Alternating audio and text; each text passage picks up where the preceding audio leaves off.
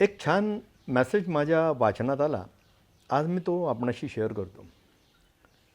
शिक्षकांनी मुलाची आई व्हावे. मिसेस पाटील आपल्या वर्गात शिरल्या. इंग्रजी माध्यमाची शाळा होती. पाटीलबाईंना वर्गात बोलणे सुरू करताना म्हणून लव यू ऑल असं म्हणायची सवय होती. तसं त्या म्हणायलाही.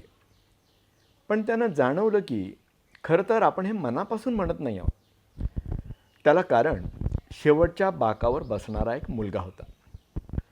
तो मुलगा अगदी अव्यवस्थित गबाळा असा होता आणि पाटीलबाईंना त्याच्याबद्दल प्रेम किंवा आत्मीयता वाटेल असं, त्याची दखल घ्यावी असं काही नव्हतं. त्या मुलाशी जरा अलिप्तपणेच त्या वागायच्या. कोणत्याही नकारात्मक गोष्टीसाठी बऱ्याचदा त्याचंच उदाहरण द्यायच्या आणि कोणत्याही सकारात्मक गोष्टीच्या बाबतीत त्याच्याकडे पूर्ण दुर्लक्ष करायच्या. पहिली तिमाही झाली. प्रगती पुस्तक लिहायचे दिवस आले. त्याही मुलाची प्रगती त्यांनी लिहिली. शाळेची अशी पद्धत असते की प्रगती पुस्तकावर शेवटी मुख्याध्यापिकेची सही होते. त्याप्रमाणे प्रगती पुस्तकं सहीसाठी गेली. मुख्याध्यापिकेने पाटीलबाईंना बोलावून घेतलं. त्या म्हणाल्या, अहो, प्रगती पुस्तकात प्रगती लिहायची असते. पालकांना कळायला हवं की त्यांच्या मुलामुलींना काही भवितव्य आहे. ह्या शैलेशबद्दल तुम्ही काहीच लिहिलं नाही आहे. असं कसं चालेल? त्याच्या पालकांना काय वाटेल? अहो, त्याला ते मारतील सुद्धा एखाद्या वेळी. पाटीलबाई म्हणाल्या, मी त्या मुलाचं करू तरी काय? अहो, सकारात्मक काहीच नसेल, काही प्रगती नसेलच तर मी लिहू तरी काय? ठीक आहे, तुम्ही वर्गावर जा, मुख्याध्यापिका म्हणाल्या. मुख्याध्यापिकेने लगेच शाळेची कागदपत्रं सांभाळणाऱ्या व्यक्तीला बोलावून घेतलं आणि शैलेशची जुनी प्रगती पुस्तकं काढून आणायला सांगितलं आणि शैलेशची जुनी प्रगती पुस्तकं पाटीलबाईंकडे पाठवून दिली. पाटीलबाईंनी प्रगती पुस्तकं चाळायला सुरुवात केली. तिसरीच्या प्रगती पुस्तकावर शेरा होता, शैलेश हा वर्गातील सगळ्यात हुशार विद्यार्थी आहे. त्यांना आश्चर्याचा धक्काच बसला. त्यांनी चौथीचे प्रगती पुस्तक पाहिले. त्यात असलेले दर तिमाहीचे शेरे असे सुचवत होते की त्याच्या प्रगतीचा आलेख हळूहळू खाली येतो आहे. त्याच्या आईला दुर्धर कॅन्सरने ग्रासलं होतं आणि रोग आता शेवटच्या स्थितीत पोचला होता. त्याची आई त्याच्याकडे आता पूर्वीसारखं लक्ष देऊ शकत नव्हती आणि ते हळूहळू त्या शेऱ्यामधून ध्वनित होत होतं. 6वीत शेरा होता, शैलेशने त्याची आई गमावली आहे आणि तो स्वतःही हरवल्यागत झाला आहे. आता त्याच्याकडे अधिक लक्ष देण्याची नितांत गरज आहे, नाहीतर आपण त्याला गमावू. आतापर्यंत पाटीलबाईंच्या डोळ्यात अश्रू दाटले होते. त्या तशाच मुख्याध्यापिकेंच्या कक्षात गेल्या. म्हणाल्या, मला कळलं काय करायला पाहिजे ते. पुन्हा सोमवारी त्या वर्गात गेल्या आणि वर्गावर नजर फिरवून नेहमीप्रमाणे म्हणाल्या, लव यू ऑल. पुन्हा त्यांना जाणवलं की आपण खरं बोलत नाही आहोत, कारण त्यांना वर्गातल्या सर्व मुलांबद्दल वाटणाऱ्या प्रेमापेक्षा कैक पटींनी जास्त माया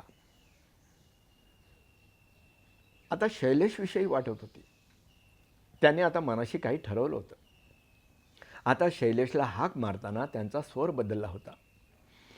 त्या शैलेशशी सकारात्मक वागत होत्या. दिवस जात होते. शाळेचा शेवटचा दिवस उगवला. सगळ्या मुलांनी टीचरसाठी छान छान गिफ्ट्स आणल्या होत्या. एकच गिफ्ट एका जुन्या वर्तमानपत्रात गुंडाळलेली होती. शिक्षिकेने अंतःप्रेरणेने त्यांनी ओळखलं ही कोणाची गिफ्ट आहे ते. एक अर्धी वापरलेली परफ्यूमची बाटली आणि 2 खड्याच्या बांगड्या. एका बांगडीतले 2 खडे आधीच निखळलेले होते. सगळी मुलं हसली. त्यांनी ती गिफ्ट शैलेशची आहे हे ओळखलं.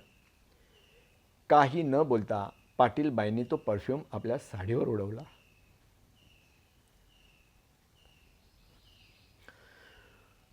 त्या 2 बांगड्या आपल्या हातात घातल्या. आता शैलेशचा चेहरा खुलला.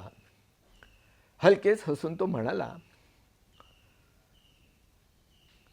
आता माझ्या आईसारखाच सुगंध तुमच्या साडीला येतोय. ती मला सोडून गेली त्याआधी तिने वापरलेला हा शेवटचा परफ्यूम होता. आणि शेवटी तिच्या हातात ह्याच बांगड्या होत्या. एका वर्षानंतर, म्हणजे शाळा संपली तेव्हा, पाटीलबाईंच्या टेबलावर एक पत्र होतं. मला जेवढे शिक्षक शिक्षिका लाभल्या त्यातल्या तुम्ही सर्वात छान आहात, शैलेश. त्यानंतर बरीच वर्षे शैलेशकडून ह्याच आशयाचे पत्र त्यांना दरवर्षी मिळत असे. वर्ष निघून गेली, त्यांचा संपर्क राहिला नाही. दरम्यान त्या निवृत्तही झाल्या. अचानक त्यांना एक कुरिअर शोधत आला. त्याने एक पत्र त्यांना दिलं. त्यावर प्रेषक म्हणून नाव होतं डॉक्टर शैलेश, PhD. ह्या दरम्यान शैलेश मोठा झाला होता. शैलेशने खूप प्रगती केली होती. डॉक्टरेट मिळवली होती. पत्रात तीच ओळ पुन्हा होती, थोड्या फरकाने. मला जगात खूप माणसं भेटली, पण तुम्ही सर्वात छान आहात. मी लग्न करतोय.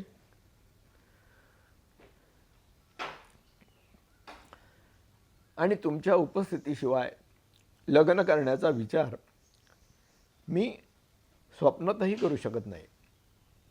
सोबत विमानाची 2 तिकीटं होती, जायचं आणि यायचं. पाटीलबाईंकडे आता तो परफ्यूम नव्हता, पण त्या बांगड्या मात्र अजूनही त्यांच्या हातात होत्या.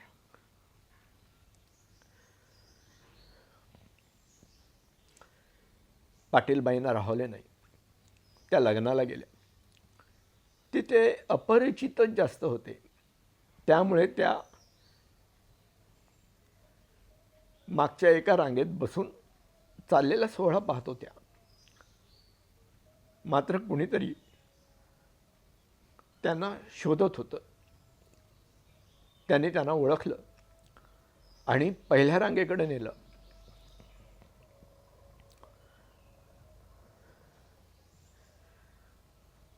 तिथे एका खुर्चीवर चिठ्ठी लावलेली होती. आई.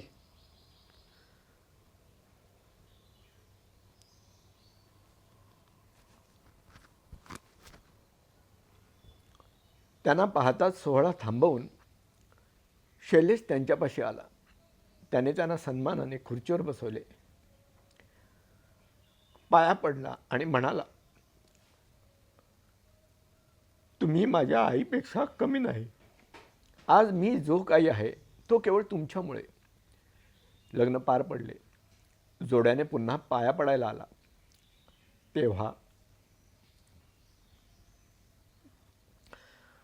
नवपरिणीत पत्नीला म्हणाला, ह्या नसत्या तर आज जसा मी आहे तसा कधीच घडलो नसतो. त्यावर पाटीलबाई उत्तरल्या, शैलेश जर माझ्या वर्गात नसता तर मला कधीही कळलं नसतं की शिक्षकाने आधी प्रत्येक मुलाची आई असणं जास्त जरुरीचं आहे, मग शिक्षक. अशा चांगल्या गोष्टी जमेल तेवढ्या लोकांना पाठवा. व्हॉट्सअपमुळे माणसं खूप जोडली, पण माणूस पण कुठेतरी हरवत चाललंय. ऐका, फार सुंदर आहे. डोळ्यात नक्की पाणी तरळेल.